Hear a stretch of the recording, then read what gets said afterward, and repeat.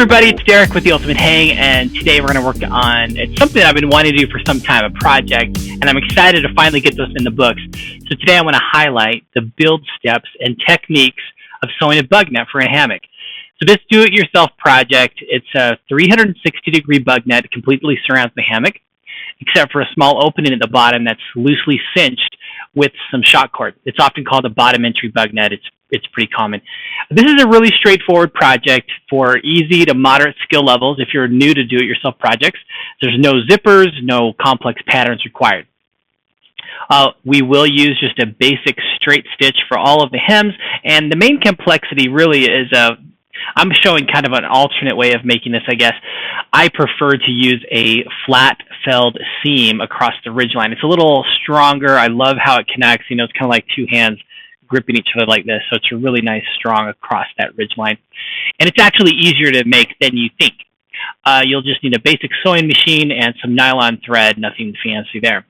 And to make things even easier, I recommend going to Ripstop by the Roll. It's where I went to purchase all the fabric and notions. They actually sell a do-it-yourself kit, so it's super easy. You just select the type of netting that you'd like, from the really lightweight nano seam to just more robust, depending on what you want to use it for. Or you can buy 7 yards of no seam bug netting. You need 4 cord locks. Well, you could get away with 3 cord locks if you wanted to, and about 15 feet of 3/32 shot cord. I'll include the links to Ripstop by the Roll in the link. Now, just before we get started, those of you that are either new to do-it-yourself projects or love it, I guess the point is, do-it-yourself projects don't always mean you're going to save a ton of money. Let me just put that out there. It's fun. I think it's fun to do. I love creating and making my own projects, especially these hammock kits. It is true, you can go on Amazon today and you can search for a bottom entry bug net. You can buy a complete bug net from Amazon, this exact thing that we're going to make today, for less than the components, which is really crazy if you think about it. So it may not be the most economical way to get a bug net, but what I really love about do-it-yourself projects, number one, just the immense satisfaction you can have by making something yourself.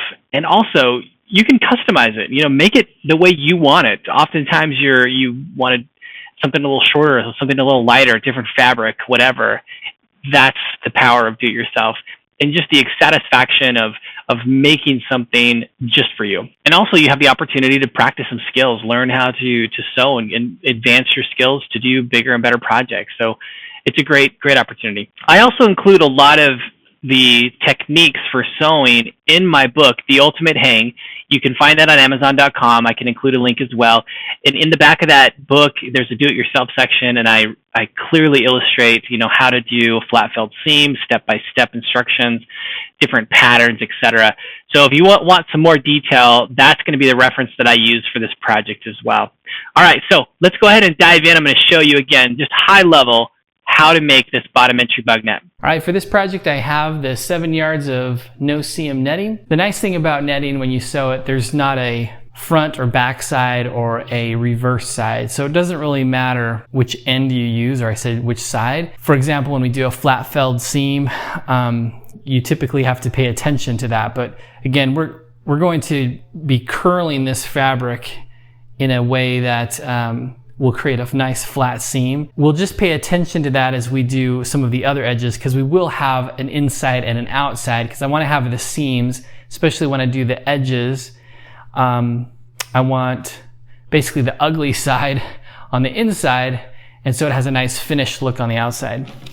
Because the bug net is not load bearing, I don't have to worry about any of the seams having super strength. So I've just got some basic thread. Now for a flat felled seam, it's actually pretty easy, but we're going to overlap, and you may not be able to see it on screen too well, but using my hands to illustrate, instead of lining the 2 pieces of fabric flush, I'm actually going to shift one of them down about 1 centimeter, maybe about ½ an inch or so, and then I'm going to sew 1 straight seam, and then I'm going to curl the other side over and then curl it over again.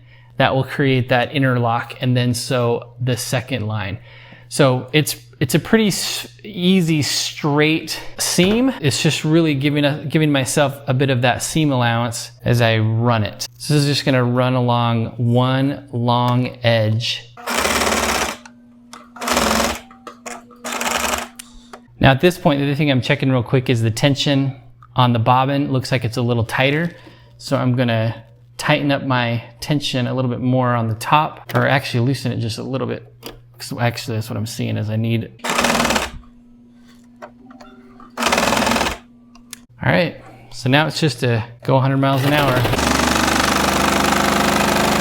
All right, I've begun doing the flat felled seam. This truly is probably the most difficult part of this project, but it's not altogether difficult if you just take your time.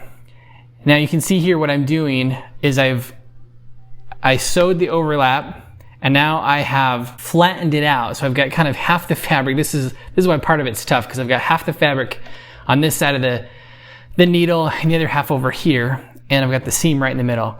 And all I'm doing is I'm tucking, folding over that overlap, flattening out that fabric, and then running a few inches.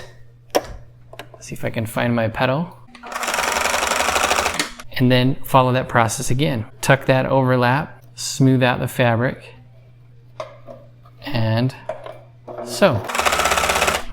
And the result is a nice, flat, kind of reinforced seam. So it's a little stronger than just doing a single stitch all the way along the end, which you certainly can do.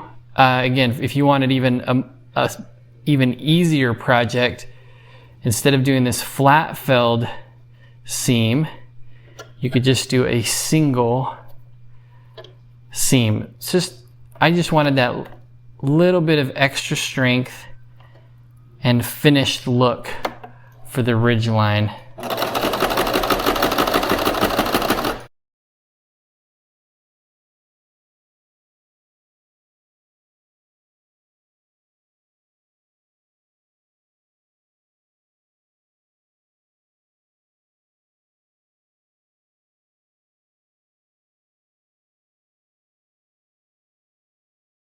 Let's look at an overview then of where we're at. As you can see, I've got the top edge sewn. And what I've done right now is I've just marked off. You can probably see that white mark here. So the way that I've got my dimensions is pretty simple.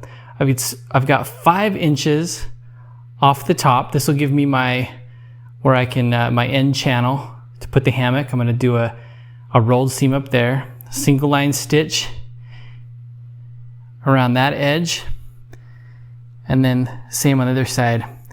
Now you can see I've got a little bit of extra fabric, and I've marked that almost a foot that I'm just going to cut off. So here are the rough dimensions, and I've drawn it up here on my notebook. This is how I like to take notes here. So across the ridge line, 9 feet, 9 inches. And this should give me a good ridge line for anywhere up to an 11-foot hammock hung in here. And then I've got, again, 5 inches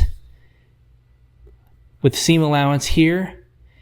And then I marked the center point, and then I'm just giving myself 2 feet on either side for a total of 4 feet across the center.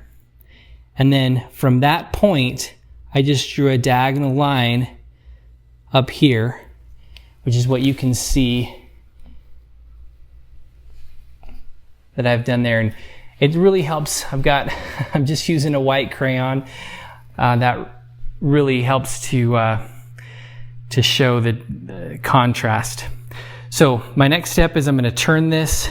This is inside out. I'm just going to sew a single line stitch on either side, and then I'm going to cut off that extra. And then once I've done that, then I will sew the end channels and the bottom to put in the shock cord. So let's take it from there. So I got the bug net all finished off. I think it turned out pretty well. Nice clean lines. And I know I created my bottom entry a little bit smaller, only 4 feet, 2 feet on each side from center. You can make it a little bit bigger, but I find this is just fine for getting in and out and reducing that opening. Now, I brought an underquilt. I want to show you kind of how this works in concert. So by using the underquilt on the outside of this bottom entry bug net, it actually helps to gather it up, keeps it off the ground, and I still have access. You know, I can make adjustments on either side. It's really easy. But it also kind of helps clamp it all together. So there you go. Do-it-yourself project, pretty easy, lots of fun. Again, more instructions on some of the basic construction methods in my book, The Ultimate Hang, available on Amazon.com. Thanks you guys for watching.